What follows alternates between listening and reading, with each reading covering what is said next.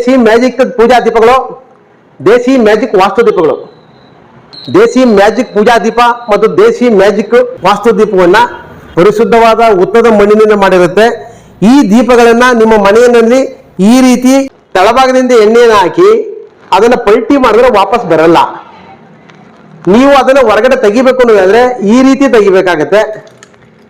ದೇಸಿ ವಾಸ್ತು ದೀಪ ಇದನ್ನು ಕೂಡ ಉತ್ತದ ಮಣ್ಣಿನಿಂದ ಮಾಡಿರುತ್ತೆ.